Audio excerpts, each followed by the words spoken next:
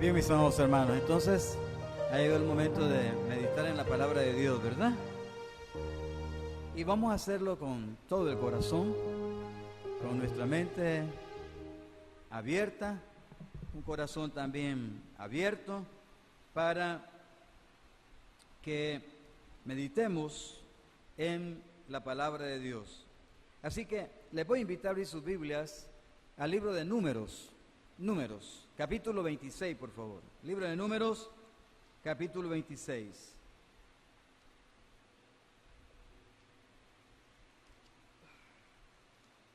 Cuando usted lo encuentre, nos pondremos de pie.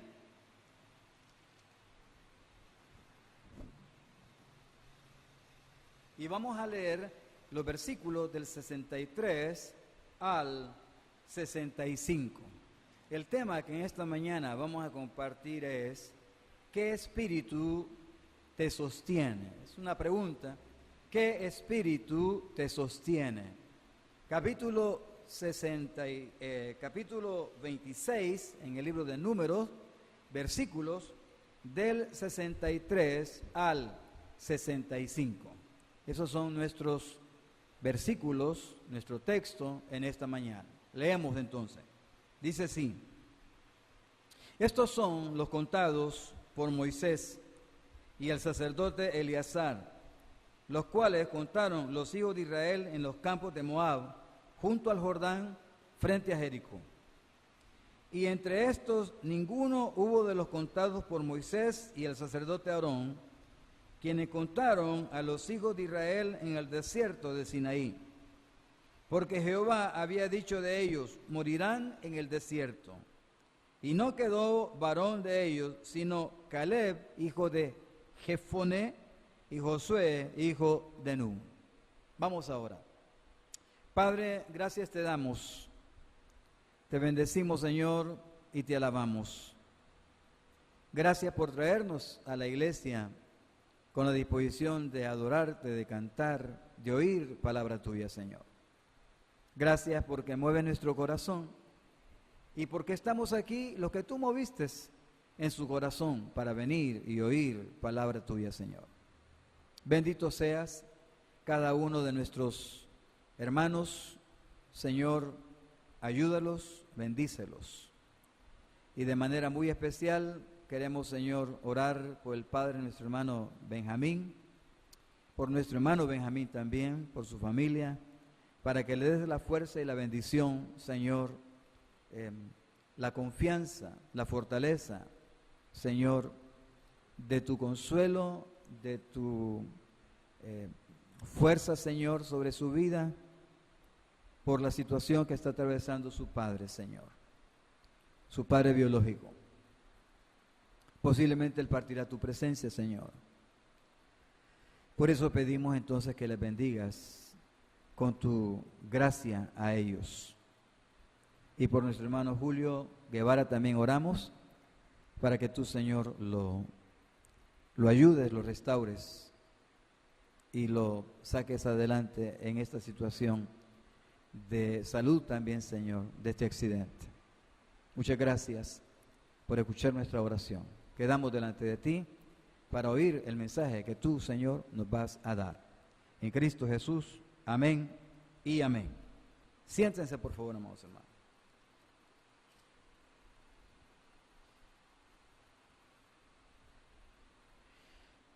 Bien, mis amados hermanos. ¿Qué espíritu te sostiene? Es el tema de esta mañana. Podría parecer la pregunta un poco ilógica, entendiendo, amados hermanos, que el creyente, desde el momento que recibe al Señor Jesús como su Salvador personal, viene a ser morada y templo del Espíritu Santo. Así, viendo las cosas, digamos, de manera sencilla, podríamos ver la pregunta como un poco de más, ¿verdad? Decir, bueno, el tema de esta mañana: ¿qué espíritu me sostiene en mi vida? ¿Y cuál espíritu va a ser, pues? Si yo recibí al Espíritu Santo en el momento que recibí a Cristo, desde ese día el Espíritu Santo no me ha abandonado. Y cuando la persona es genuina en su conversión, nunca el Espíritu Santo le va a abandonar. Nunca. Por eso vemos el cumplimiento del Salmo 23 cuando dice: Jehová es tu sombra a tu mano derecha. La sombra siempre le va a acompañar a usted.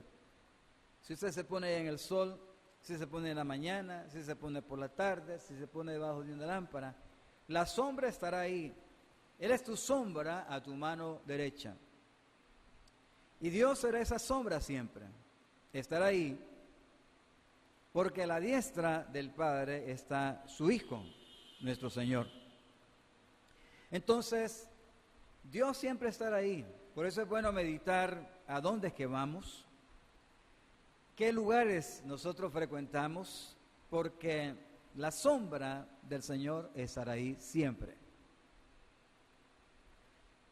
Bueno, eso por supuesto da para que pensemos más ampliamente con respecto a esa verdad. Entonces podríamos decir, ¿y cuál espíritu? Pues, ¿que acaso no es el Espíritu Santo? Pero hermanos, cuando nosotros leemos este texto, fíjese bien que aquí hay dos grupos de personas, unos que tienen éxito, otros que fracasan. Y los que fracasan son aquellos que fueron contados por Moisés y por Aarón en el desierto. Fijémonos bien, por favor, en el texto, vamos a verlo una vez más. Dijimos Número, capítulo 26, véalo por favor conmigo ahí, y dice así el Señor en su palabra. Versículo 64, y dice: y entre estos, de los que van a entrar a la tierra prometida, ninguno hubo de los contados por Moisés y el sacerdote Aarón, quienes contaron a los hijos de Israel en el desierto de Sinaí. O sea, esa generación no entra. Fueron contabilizados, sabían cuánto sabían, pero ninguno de ellos entró. Pero dice que entró un grupo contados por Moisés y el sacerdote Eleazar. Estos sí entran, pero de la generación anterior, de lo que Moisés con Aarón contó en el desierto, no entra esa generación excepto dos personas, además de la generación nueva, ¿verdad? Y es Moisés y Caleb. Ahí dice: y no quedó varón de ellos, sino Caleb, hijo de Jefoné, y Josué, hijo de Nun. Josué, hijo de Nun. Esas son las dos personas. Moisés, de hecho, pues, muere en la cumbre del monte Pisga, en el monte Nebo, ahí muere. Pero hay una cosa muy importante cuando se habla de la vida de Caleb. Y es que dice la Escritura que Caleb, en él hay otro espíritu. Y aunque él formó parte de la generación que muere en el desierto, pero dice Dios en un texto, siempre en el libro de Números, que él entra porque en él hubo otro espíritu. Entonces nosotros tenemos que aclarar, ¿qué es tener otro espíritu? ¿Que acaso el Espíritu Santo no es uno solo? Sí es uno solo. Y está ahí, cuando Jesús entra al corazón de una persona, lo hace en la persona del Espíritu Santo. Y viene a morar al corazón y está ahí en el Espíritu Santo, habitando en nosotros. Quien habita en el corazón suyo y en mi corazón es el Espíritu de Dios. Y nunca saldrá de ahí, nunca. En un hijo y en una hija de Dios que son verdaderos. Entonces, ¿cómo podemos entender esto de que en él había otro espíritu? Eso se refiere, amados hermanos, Y es por eso aquí, ¿qué espíritu te sostiene a ti? ¿Qué espíritu nos sostiene en lo particular? Y es aquella forma peculiar de carácter que cada uno de nosotros tiene.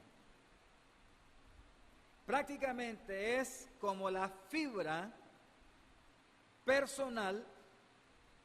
¿Se han fijado que cuando una persona es muy servicial, dice, esa persona tiene espíritu de servicio? No se está refiriendo al espíritu en sí como ser humano que tiene aquella persona, sino que se refiere a esa parte, digamos, central de su personalidad que le ayuda frente a todos los demás. A que él podrá tener un carácter, una opinión, una forma de ser, una forma de vida, una forma de ver las cosas, una forma de hacer las cosas. Pero yo tengo este punto de vista, yo tengo esta forma personal de ver y hacer las cosas, diferente a la de los demás. Entonces, cuando tomamos eso desde esa perspectiva, que es digamos lo correcto, entonces cuando nosotros vemos nuestra propia vida, ¿qué espíritu nos sostiene? Ya sabemos que el Espíritu Santo es único. No estoy hablando ni del espíritu humano en sí, porque nosotros somos seres tripartitos, estamos compuestos de cuerpo, alma y espíritu. Me refiero, amados hermanos, digamos, a esa forma particular y personal que lo distingue frente a todos los demás. Dice, esa persona tiene un espíritu de guerrero. Es algo que le distingue. Vamos a pensar en esto en esta mañana. Ese es nuestro tema, es nuestro mensaje. Y quiero que pensemos en algunas cosas muy, pero muy importantes. La primera de ellas, amados hermanos, es que cuando una persona se caracteriza por un espíritu de fe, es alguien que delante de Dios sobresale. Eso es lo primero. Porque cuando Dios hace ver aquí a diferentes personas que se mantuvieron, que se sostuvieron, a pesar de, entonces son esas personas las que Dios proyecta en su palabra. Tomemos esto muy en serio, amados hermanos, porque en la vida usted se va a encontrar con una cantidad de cosas fuertes, cantidad de cosas que van a desafiarle. Y en última instancia, ¿qué es lo que va a poder sostenerle? Usted me puede decir, hermano, va a ser Dios el que me va a sostener. Amén, así es el Señor. Pero Dios va a actuar siempre y cuando pueda haber en nuestra vida una fibra de carácter que está, a pesar de todo, firme, confiando en Él. Como dijo Job, aunque Él me matare, yo en Él esperaré. Si Él así lo decide, en Él esperaré. Pensemos en otro ejemplo. Dijo Daniel, Dios puede librarnos del horno de fuego, oh rey. Dios puede hacerlo. Tiene el poder para hacerlo. Porque la amenaza era que serían lanzados al horno de fuego. Y le dijo Daniel, Dios puede librarnos del horno de fuego. Dios puede hacer eso. Eso y más. Pero si no lo hace Dios, Él tiene poder, pero si no lo hace, sepas, oh rey, que nosotros no nos postraremos ni adoraremos tu imagen. A eso me refiero. A ese tipo de espíritu. A ese hombre, a esa mujer, que a pesar de lo que le pueda suceder, le es fiel a Dios, se mantiene fiel al Señor y Dios mira eso. Entonces Dios viene en su auxilio.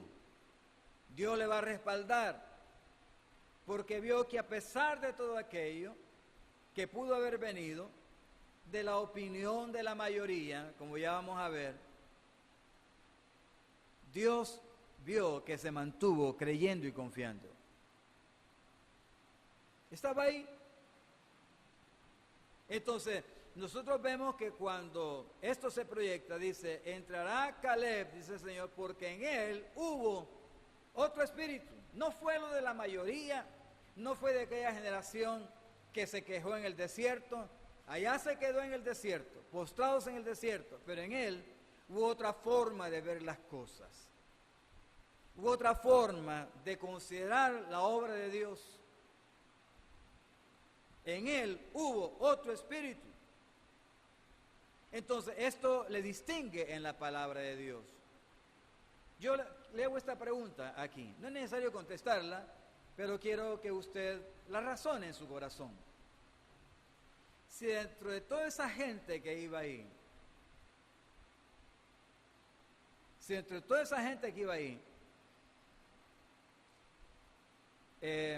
hubiesen habido otros del pensamiento de Caleb, hubieran entrado a la tierra prometida, Dios lo hubiera mantenido en pie, le hubiera permitido entonces la travesía llegar hasta las fronteras y prepararse para entrar a la tierra prometida. Claro que sí.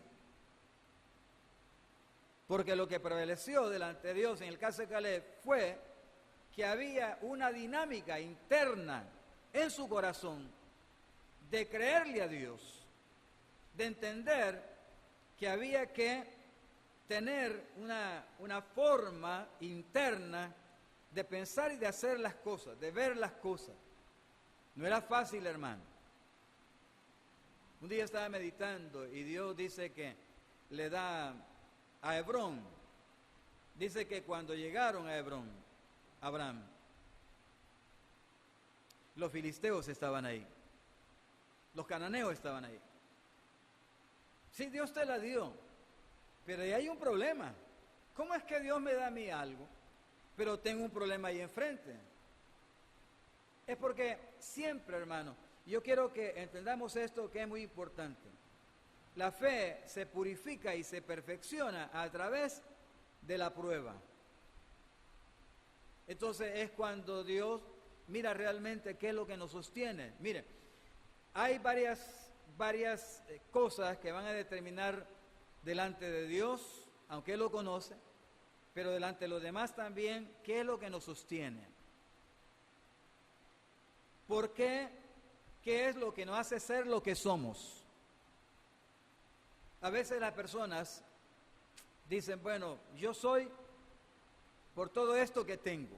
Usted puede ver qué es lo que tengo. Y soy lo que soy por todo esto que tengo. Esto me respalda. Lamentablemente, eso se puede perder. Pero Dios nos da algo más que las cosas materiales, nos da el tiempo, la vida. Y en la vida podemos hacer muchas cosas y usted se puede dar cuenta que al final las personas no nos van a determinar por lo que tuvimos, sino por lo que fuimos o por lo que somos en el tiempo que Dios nos da. Es que es ahí donde realmente nosotros vivimos. Es ahí donde nosotros realmente hacemos las cosas. Pero la vida no es fácil. La vida tiene tantos desafíos, tantas situaciones, pero ¿qué es lo que nos sostiene realmente? Vamos a ir al capítulo 13 del libro de Números siempre. Y dice, versículo 23, vaya al versículo 23, por favor, en Números capítulo 13, y dice así: y llegaron hasta el arroyo de Escol, y de ahí cortaron un sarmiento, un racimo de uvas, el cual trajeron 2 en un palo, y de las granadas y de los higos. Estoy en Números 13, versículo 23. Este es el reconocimiento de la tierra prometida. Versículo 33, siempre en el mismo capítulo, dice: también vimos ahí gigantes, hijos de Anac, raza de los gigantes, y éramos nosotros a nuestro parecer como langostas, y así le parecíamos a ellos. Bueno, este es un informe de lo que es la tierra prometida. Yo siempre que he pensado en este informe, hay algunas cosas que yo enfatizo, que están ahí en la palabra de Dios. Primero, que era un proyecto bueno, un buen proyecto. Segundo, amados hermanos, que hay pruebas de que el proyecto era bueno. Cuando usted mira los sobrecitos de diezmo, hay un logo que está ahí, de dos personas, de dos figuritas cargando un racimo de uva, ¿verdad? Basado precisamente en esto. Porque un racimo de uva lo traen cargando entre dos. Un racimo. Entonces, las pruebas del proyecto, que era loable, que era bueno, que valía la pena, ahí estaban.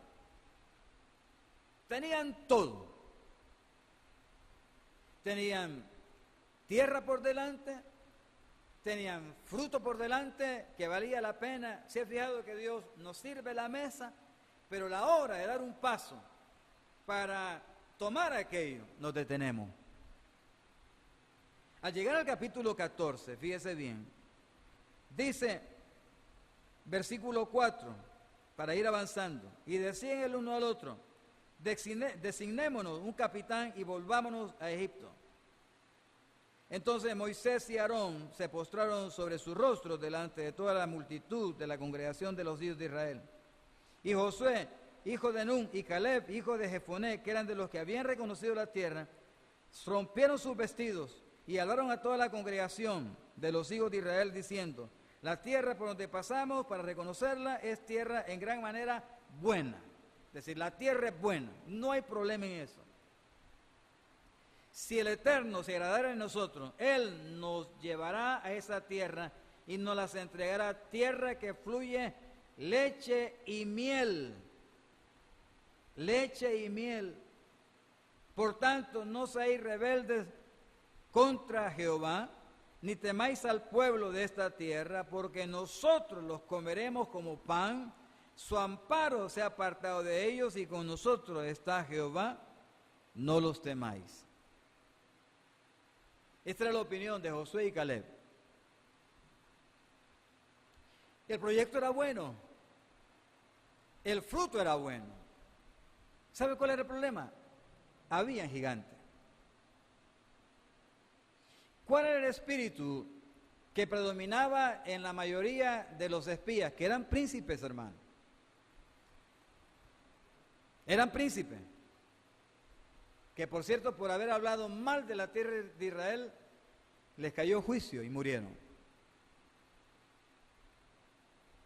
¿Cuál era el problema? ¿Sabe cuál era el problema? No era el Señor, porque Dios no era el problema. No era la tierra que Dios le estaba dando, porque era buena, ellos mismos lo dicen. El fruto era bueno. ¿Cuál era el problema entonces?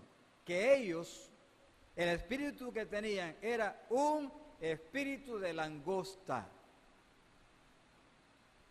Que los gigantes me vean como langosta es problema de ellos, pero que yo me vea como langosta, ese es el problema mío. Se da cuenta que esto es bastante serio. ¿Por qué? Porque dice, vimos ahí gigantes, que por cierto, hermano, esto de los gigantes, si el Señor lo permite, este jueves me gustaría compartirles las diferentes posiciones de qué eran ellos, estos gigantes. Lo que están descubriendo actualmente también, con esos cráneos alargados, uno de los últimos que han encontrado ha sido una momia que al estirarla, porque está encogida, solo tiene 3 dedos, que ha sido en este momento está siendo estudiada, pero está asociado con esto de los gigantes. Como algunos faraones de Egipto, su cráneo era alargado. Se cree que también Nefertiti, que es uno de los bustos mejor conservados que se han encontrado, una mujer de una belleza, se considera que era excepcional, también de cráneo alargado. ¿Quiénes eran ellos? ¿De dónde vinieron? Los Nefilim, que le llaman en hebreo. El jueves, con la ayuda de Dios, vamos a tratar de encontrar una una respuesta para eso de acuerdo a la palabra de Dios. Pero bien, ahí estaban los gigantes. Y el problema es que yo me veía como una langosta. A ellos les parecíamos langosta y así nos veíamos nosotros. Ese era el espíritu. Ahora, con un espíritu de langosta, ¿cómo iban a tomar la tierra prometida? Dios se la estaba dando. Mire, le aseguro que si usted y yo nos ponemos a ver qué potencial tenemos en algo, nos vamos a dar cuenta que lo tenemos, que los elementos para explotar ese talento de Dios está ahí, pero que sencillamente no lo hemos usado. No lo usamos ¿por qué? Porque el espíritu que yo tengo es de aburrimiento. Ay, una mujer que venía hace años aquí a la iglesia, ella era una licenciada, creo que le he contado esto, catedrática de una universidad, y el esposo tenía dinero, pero pues no tenía la preparación, y un día le dijo él, voy a ponerme a estudiar, ya era un hombre de edad, voy a ponerme a estudiar, y le dijo la licenciada, que la hermana que venía acá,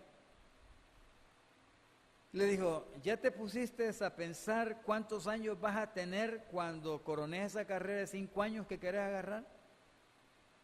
No recuerdo la edad del hermano, pero pongámosle 66, 67 años, que por ahí podía haber andado. ¿Ya te pusiste a pensar cuántos años vas a tener cuando te gradúes de licenciado? Y le dijo él, y sin estudio, ¿cuántos años voy a tener también?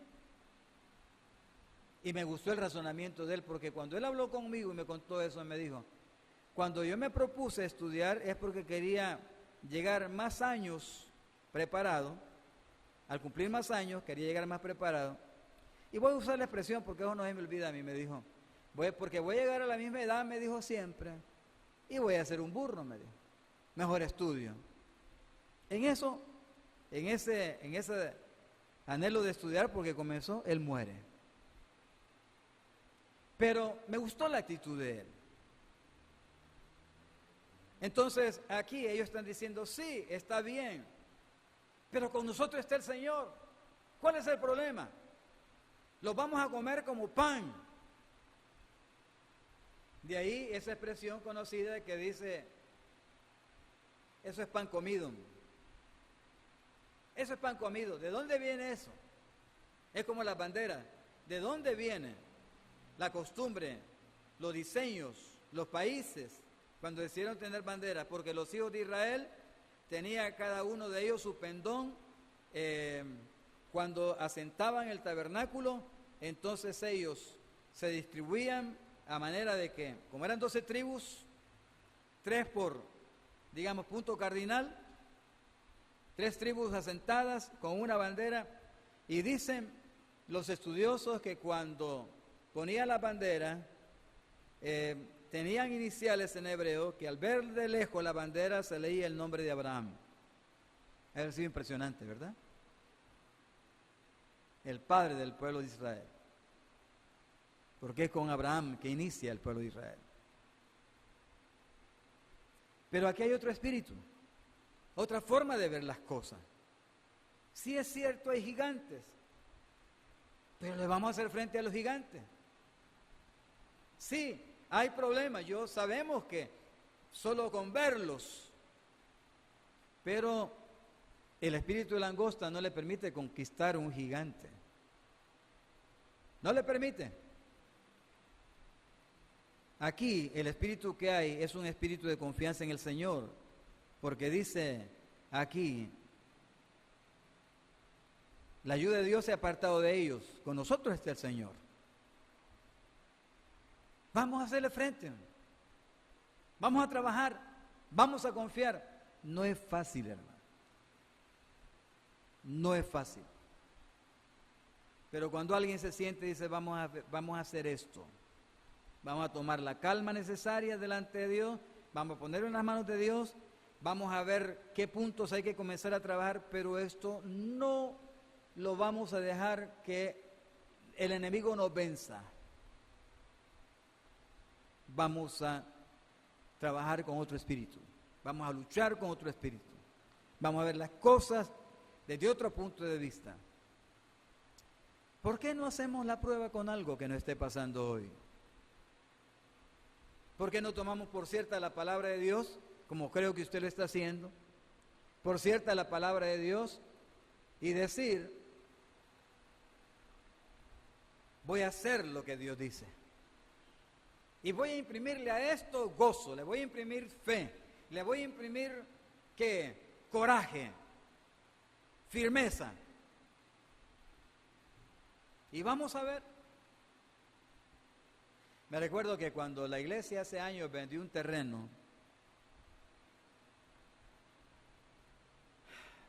la persona que lo compró, en el fondo del terreno encontró una roca. Se fueron a otro lado y encontraron la misma roca. Era enorme, no podían perforarla. No sé cómo terminarían ellos. Porque hace años la iglesia adquirió unos terrenos que, por algunas circunstancias, parte de ese terreno que nos quedó, tuvimos que venderlo. Estamos viendo también con esta proyección del templo. Ahí en el libro de Zacarías dice, sacarás la primer piedra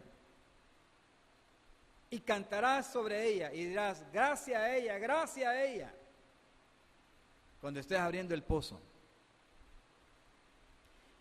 Y cada vez que leo ahí, en Zacarías, me recuerdo de eso, porque ese problema, si la iglesia hubiese construido ahí, porque con esa mira se compraron hace años,